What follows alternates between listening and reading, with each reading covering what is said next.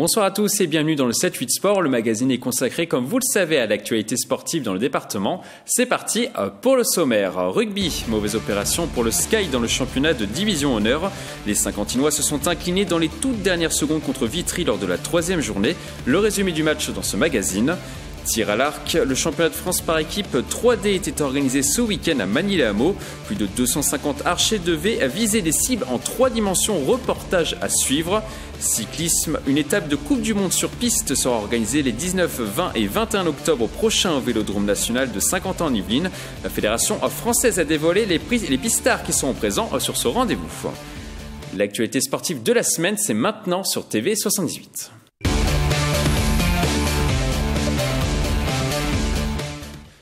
Les amoureux du rugby yvelinois attendaient ce match avec impatience. La rencontre de Division Honneur entre le Sky Rugby et Vitry, longtemps indécise, a finalement tourné à l'avantage des joueurs du Val-de-Marne. Le Sky s'incline dans les toutes dernières minutes 22-18 après une belle prestation. Le résumé du match, des images de Nicolas Dandry, un montage de Romain Ruspini. Un combat de tous les instants, des actions de grande classe. Ce dimanche 7 octobre, la rencontre entre les Bleus et Verts du Sky Rugby et Vitry a tenu toutes ses promesses. Après une première période convaincante ponctuée par 2 essais, les Saint-Quentinois mènent logiquement à la mi-temps 15-3. On fait une première mi-temps bonne en a le vent contre. On doit plutôt attendre la mi-temps, se dire qu'il faut courber le dos un petit peu et au contraire, c'est nous qui prenons le jeu en main. Au retour des vestiaires, Vitry montre un autre visage et revient à 15 partout sur cet essai. Le match se durcit et sur cette action à la dernière seconde, les visiteurs arrachent la victoire au bout du suspense. Score final 22-18. Le sentiment, c'est qu'on a bien maîtrisé le match, on a pris les devants et on a attendu que ça se finisse. En fait, on a subi un peu la fin et résultat, quand on attend, on a beau défendre la ligne, à un moment donné, ça finit chez toi. Après cette défaite, le Sky Rugby abandonne sa place de leader de Division Honneur et pointe à la 2e place. C'est vrai que là, aujourd'hui, mentalement, ça fait très mal parce que c'est notre premier match à domicile. On se disait que Boudéclos, ça allait être imprenable cette saison, quoi. Et puis en plus, avec 2 victoires à l'extérieur pour commencer, on s'était mis dans de bonnes conditions pour accueillir une équipe comme Vitry. Malheureusement, ce match nous met un petit coup derrière la tête. Prochain match pour les joueurs du Sky Rugby ce dimanche 14 octobre sur le terrain de Vincennes pour le choc de cette poule de Division Honneur entre le 2e et le 3e du championnat. On continue par du rugby, direction la Fédérale 2. Plaisir a concédé sa 4e défaite de la saison en 4 matchs disputés sur le terrain de Beauvais. Les Plaisirois se sont largement inclinés 46-7 dans une rencontre où la défense a sombré. Au classement, le PRC occupe la dernière place du championnat avec déjà 3 points de retard sur le premier non relégable, Le Havre. Toujours en rugby, dans le championnat honneur, Versailles continue sa bonne lancée. Lors de cette 3e journée, les Versaillais se sont facilement imposés contre Goussainville-Gonesse sur le score de 55-10. Au classement, Versailles dominait débat avec 14 points en 3 matchs. L'équipe compte un petit point d'avance sur son dauphin, le RC Paris 15. On joue également sur les terrains de football dans le championnat de R3. Trappes a été freiné par Suresnes ce week-end à domicile. Les trappistes qui restaient sur 3 victoires en 3 matchs ont concédé le match nul 3 buts partout, mais restent tout de même sur le fauteuil de leader après 4 journées. Trappes compte 1 point d'avance sur le second, Boulogne-Billancourt. On passe maintenant au championnat de Division 1 de District, 4e journée. Plaisir à concéder le match nul 0-0 sur son terrain contre Le Chesnay, tout comme Ardricourt contre Maurepas, score nul et vierge. Guyancourt s'impose 1-0 à l'extérieur contre Carrière-Grésillon. Le FC Montois arrache le match nul 2 partout contre Houille. Enfin, à Gargenville l'emporte 5-1 contre Montesson. Le Chesnay reste leader de la division. Baseball à présent, très mauvaise opération pour les Cougars de Montigny-le-Bretonneux en finale du championnat de France. Les Igny-Montins se sont inclinés 2 fois sur les 2 premiers matchs de leur série. Le score 4-1 dans le premier match et 4-3 dans la seconde partie. Les matchs retour sont programmés le week-end prochain. Montigny-le-Bretonneux devra impérativement remporter ces 3 matchs pour espérer devenir champion de France. Mais ça va être très dur. On ouvre maintenant une page handball, coup de projecteur sur 2 des équipes phares du département. À ma droite, on retrouve les seniors de Plaisir, le pivot Arnaud Chastre et Guillaume Gontier, ailier droit. De l'autre côté, à ma gauche, on retrouve 2 maillons forts de l'équipe de handball féminin de Montigny-le-Bretonneux, Denis Cholet, l'entraîneur, et Pauline Bigot, la pivot. Bonsoir. Bonsoir. Alors nous allons tout d'abord commencer par les Plaisirois. Nous allons revenir sur ce match de ce week-end, ce match de National 3, où vous êtes incliné 25-24 à domicile contre Massy. Est-ce que c'est vraiment une déception d'avoir perdu cette rencontre d'un petit but? J'imagine que oui. Oui. Arnaud. Ouais, c'est pire qu'une déception pour nous. Aujourd'hui, on avait enfin hier quand on a joué, en tout cas, on avait toutes les clés du match pour le gagner tout simplement. Et, ça a été une faillite collective et individuelle. Il n'y a rien d'autre à dire. Guillaume, qu'est-ce qui n'a pas fonctionné sur cette rencontre? On commence bien, très bien même, défensivement. Puis après, on sombre. Pourquoi? Je sais pas. Faudra qu'on se l'explique, je pense, entre nous. Et on verra. Mais il faut vite rebondir, en tout cas, ça c'est sûr. L'équipe de Massy est vraiment plus forte que vous? Non. Pour moi, non. En plus, ils perdent leur gardien sur un carton rouge. C'est un joueur qui remplace le gardien. Et on n'arrive pas à gagner le match comme ça. Donc, faut se remettre en question et il faut avancer et aller de l'avant et avoir plus de hargne pour gagner ces matchs-là, quoi. Arnaud, vous êtes d'accord avec votre coéquipier? Je vous ai dit que c'était une faillite, hein. C'était le bon mot, je pense. Pas d'autre mot. Denis Cholet, vous qui avez un regard un petit peu extérieur sur Plaisir, qu'est-ce que vous pensez de ces défaites d'un but d'écart? Bon, disons que Plaisir arrive au niveau national depuis peu. Je pense que il y a quand même, j'allais dire, un apprentissage aussi à faire à ce niveau-là. Alors je dis pas que ça n'a rien à voir avec le niveau, mais au niveau national, vous avez toujours un ou deux joueurs dans une équipe qui est soit un ancien pro, soit, j'allais dire, un ancien joueur de haut niveau, qui arrive à faire la différence. Et le Plaisir, je les ai vus jouer quelques matchs l'année dernière. Ils ont une très très belle équipe, très collective, et il va falloir qu'ils s'adaptent aussi, j'allais dire, à la fois à l'arbitrage, où on laisse beaucoup plus jouer, où les arbitres, de temps en temps, la règle de l'avantage, qu'il n'y avait peut-être pas au niveau régional. En tout cas, au niveau féminin, c'est souvent le cas. Et puis aussi, j'allais dire, vraiment avoir la vision du jeu où ça va beaucoup plus vite. Hein. Là, ça part très vite, mais avec, j'allais dire, les cadres qu'il y a à Plaisir et les joueurs aussi, surtout, c'est une équipe qui est merveilleuse et ça aurait dû faire partie des équipes de championnat de France depuis au moins une dizaine d'années. Et là, ils arrivent tout juste par manque de chance, hein, parce que les années précédentes, hein, soit Rueil, soit d'autres équipes leur avaient barré la route. Mais c'est une équipe qui devrait évoluer en championnat de France depuis bien longtemps.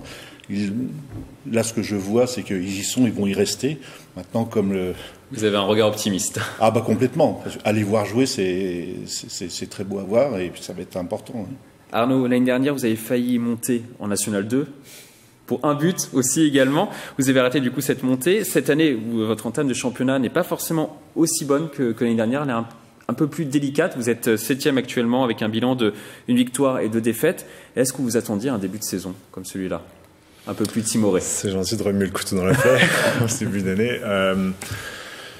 Les débuts de championnat, c'est toujours compliqué. On a fait une prépa qui a été un peu difficile, où tout le monde n'est pas arrivé en même temps, où beaucoup de joueurs sont arrivés un peu sur le tard, donc il faut s'adapter. Après, je crois qu'en termes de bilan, c'est le même que l'année dernière sur 3 matchs, il me semble, à vérifier, ou alors on était inversé, je me souviens plus bien. Mais j'ai vu la Coupe de France aussi. Ouais, mais ça c'est anecdotique, mais on ne devrait pas être à ce bilan-là. Encore une fois, c'est prendre le bon wagon en ce début de saison. On a encore l'impression qu'on est dans une poule étrange où tout le monde bat tout le monde. Il n'y a que Strasbourg qui a l'air un petit peu au-dessus du lot, mais tous les résultats semblent confirmer encore cette poule un peu bizarre comme l'année dernière.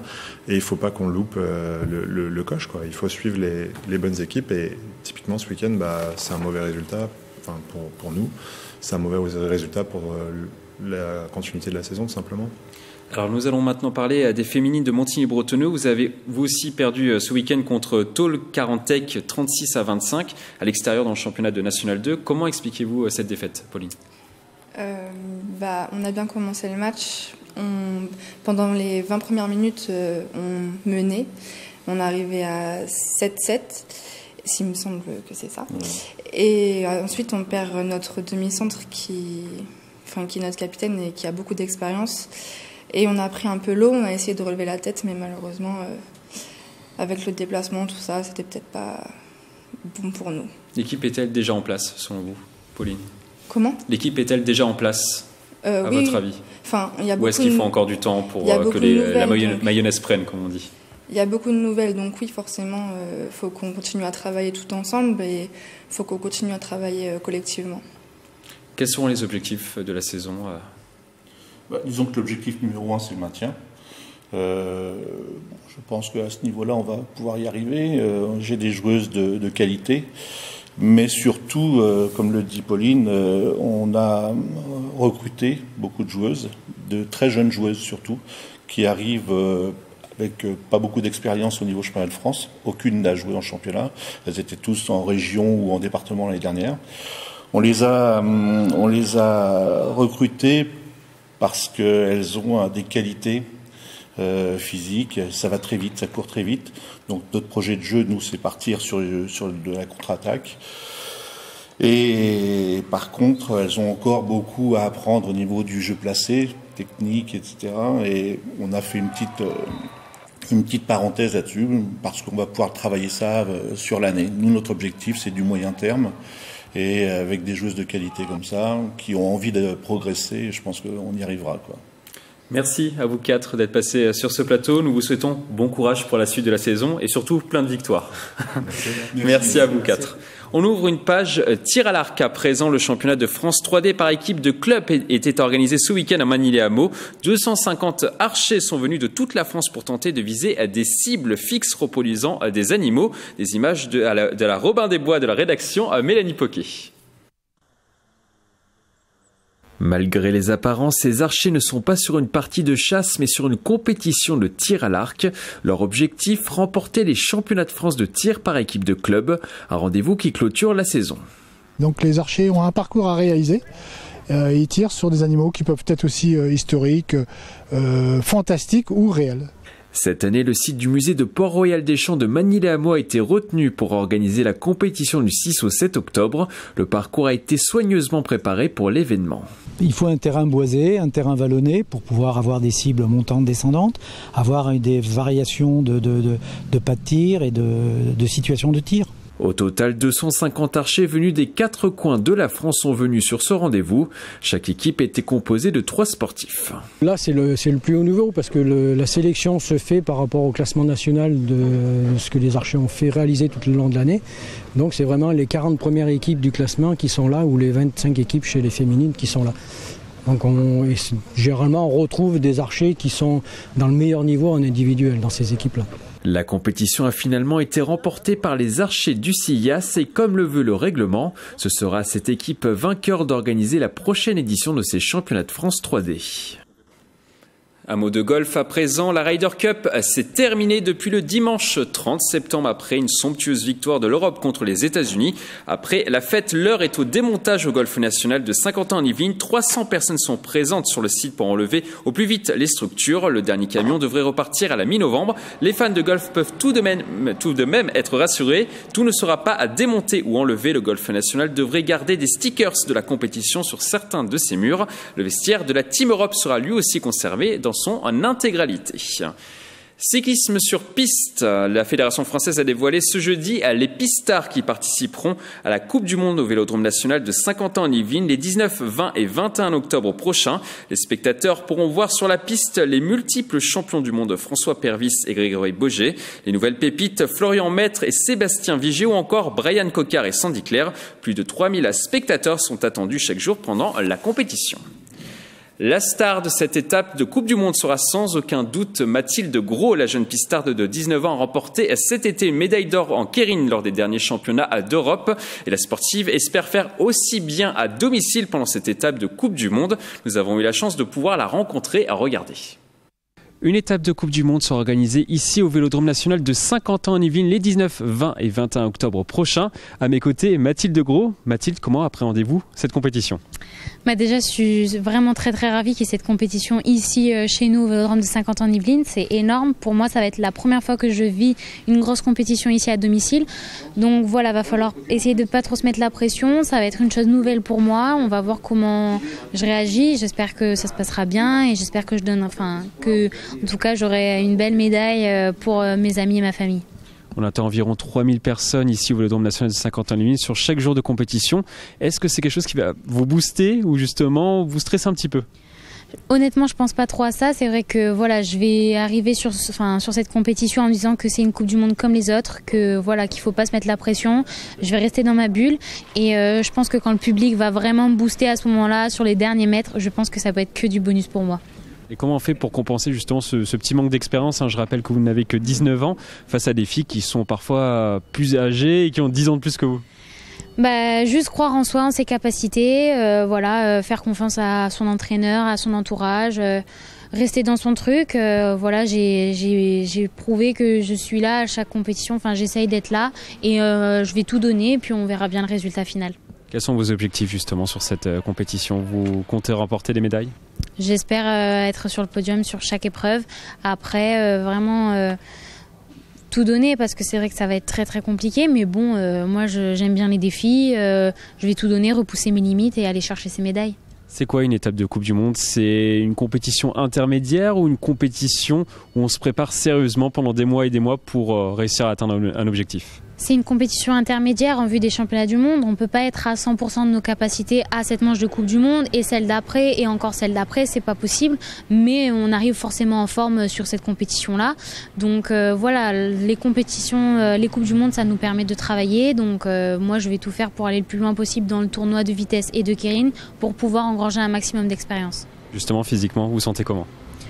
Pour l'instant, je me sens bien. Après, on verra à la compétition. On fera avec la forme du moment. Vous serez aligné en vitesse individuelle, vitesse par équipe et keirin. Trois compétitions. Est-ce que c'est pas trop? Non, c'est le quota normal, on va dire. Toutes les autres sprinteuses, Christina Vogel, elle a été championne du monde. Elle a fait les 3 aux Jeux Olympiques, elle a fait les 3. Toutes les autres sprinteuses font les 3. Il y en a même qui font le 500 mètres en plus. Donc, moi, c'est vraiment mes disciplines, vitesse individuelle et le keirin. Et là, cette année, on a de la chance. Il y a Sandy Claire aussi, qui est très forte, qui est la démarreuse de notre vitesse par équipe. Et on fait une superbe vitesse par équipe toutes les deux. Merci beaucoup Mathilde Gros. Cette étape de Coupe du Monde, ce sera les 19, 20 et 21 octobre prochains au Vélodrome National de Saint-Quentin-en-Yvelines.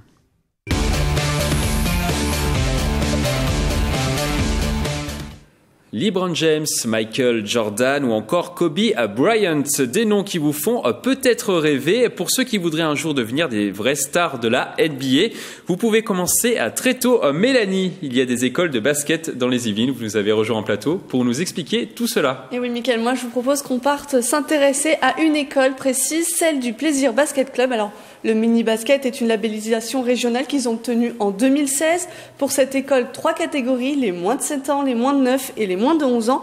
Un mot du responsable de l'école. En U7, nous, on se base de toute façon sur l'école de basket, sur du ludique, le jeu, apprentissage par le jeu. Et ensuite, le comité départemental des Yvelines met en place 3 rassemblements dans l'année pour que les U7 aillent sur un autre terrain, font des ateliers, rencontrent aussi d'autres U7 des autres clubs, puis fassent des petites compétitions. Mais la priorité en U7, c'est vraiment le ludique, l'apprentissage moteur. Du ludique, certes, mais tout en apprenant quand même les bases techniques, Mélanie. Bah oui, le plus important quand même, c'est d'apprendre à manipuler le ballon, de faire de la motricité, apprendre à dribbler, à se déplacer tout en dribblant, ce qui n'est pas toujours facile. Il faut surtout apprendre à tirer, et j'ai rencontré des joueurs de l'école. Tirer, marquer et faire des matchs. Du côté de mon papa, c'est un peu une religion. Donc moi, j'ai envie de continuer ça. Marquer les paniers, dribbler et voilà. Mickaël, est-ce que vous connaissez Georges Eddy ? Oui, bien sûr, c'est un ancien joueur, je crois, et surtout commentateur sportif sur Canal+ depuis plus de 30 ans. Depuis plus de 30 ans, et surtout, il était à Plaisir ce samedi, puisqu'il est le parrain de l'école de basket. Écoute. Les plus jeunes, j'essaie de leur donner 2 petites astuces techniques qui peuvent éventuellement les aider pour la suite. Pour les plus âgés, peut-être des exercices de shoot. Ma spécialité, c'est le shoot. J'ai été basketteur pro pendant 15 ans et reconnu pour mon adresse à 3 points. Alors l'école est bien sûr déjà victime de son succès. Les équipes ont dû mettre en place des listes d'attente, mais de nombreux clubs yvelinois proposent eux aussi une école. Alors, soit on patiente, soit on prospecte un petit peu. Merci Mélanie pour toutes ces précisions. On vous retrouvera le mois prochain pour votre chronique junior, qui est maintenant une tradition dans ce 7-8 Sport. On passe maintenant à notre agenda, à notre page agenda.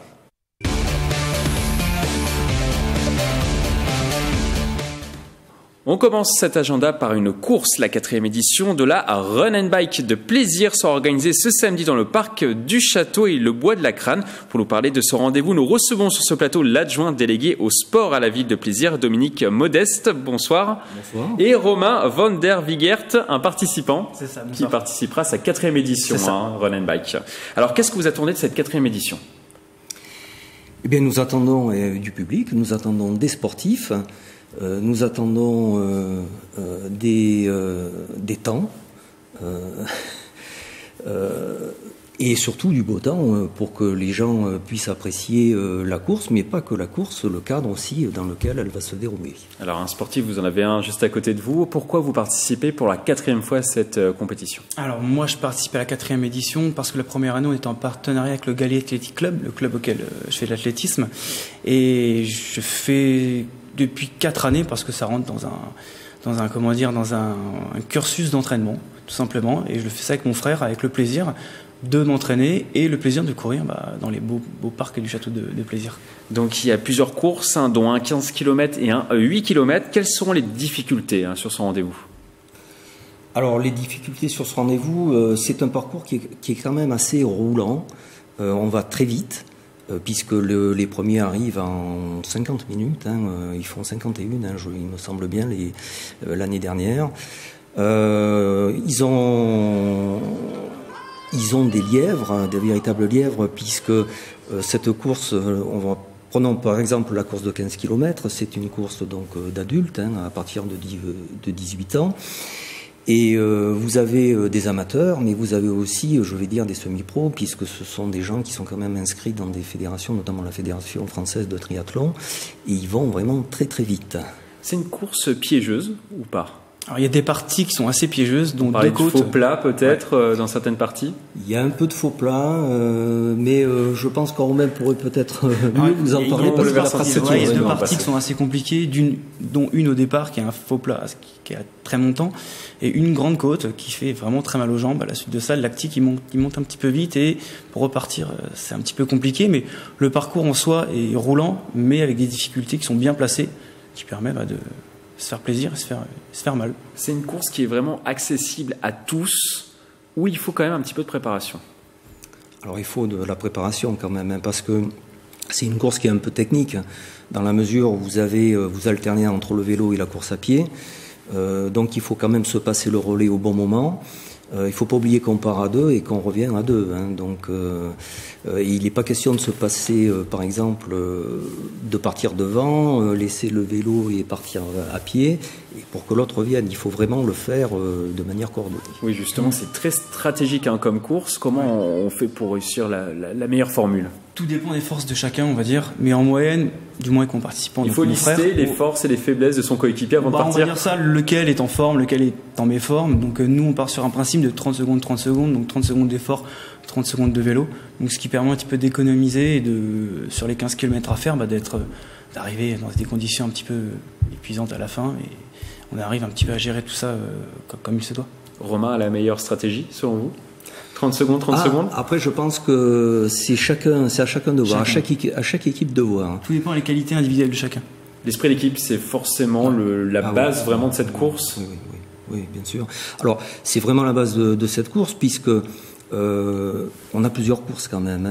Si on parle des 2 grandes courses du matin, c'est-à-dire celle de 15 et celle de 8, ça peut être fait soit 2 hommes, soit 2 femmes, soit mixte. Donc il faut vraiment qu'il y ait une bonne coordination et que les personnes s'entendent. Dernière question, est-ce qu'on peut venir encourager les participants ? Ah, tout à fait, oui, c'est recommandé. Ça vous aide encore plus quand vous avez des supporters au bord de la route ? Au départ, c'est toujours bien. Après, au bord de la route, on est quand même en forêt, donc après, on rencontre du monde. Il y a toujours quelqu'un qui fait un footing qu'on connaît, qui nous encourage. Et puis après, l'arrivée se fait dans le parc du Château de Plaisir, donc automatiquement, on a toujours quelqu'un qu'on connaît sur l'arrivée qui nous encourage, et puis ça fait toujours plaisir. Et votre objectif sur cette course, ça sera quoi ? Dans les 10 premiers ? Dans les 10 premiers ? Une victoire peut-être ? je pense pas que je puisse aller jusqu'à la victoire, mais en moyenne, on est dans les 10 premiers confrères, donc pourquoi pas être dans les 10 premiers. On suivra ça avec attention en tout cas. Merci à tous les deux d'être passés sur ce plateau. Je rappelle que le Run and Bike de plaisir est organisé ce samedi entre le parc du Château et le bois de la Crâne. On continue par de la course à pied. La 9e édition du Trail des 7 hameaux au départ de la commune de Magny-les-Hameaux sera organisée ce dimanche 14 octobre. Le premier départ pour le trail de 32 km sera donné à 9h. La seconde vague pour le départ des 18 km en pleine nature sera donnée à 9h30. Enfin, une randonnée sera lancée à 9h45. On attend plus de 400 concurrents sur l'épreuve. Et puis, en basket, Trappes se rendra sur le terrain de Barjouville pour le compte de la 4e journée du championnat de National 3. Les trappistes doivent absolument l'emporter, réussir une victoire lors de ce déplacement pour conserver leur place de leader. Les Yvinois ont un bilan de 3 victoires en 3 matchs depuis le début du championnat, avec plus de 311 points marqués en seulement 3 rencontres. C'est la fin de cette émission. Merci de l'avoir suivi. On se retrouve lundi prochain pour un nouveau magazine. D'ici là, passez une excellente semaine sportive. Très belle soirée sur TV 78.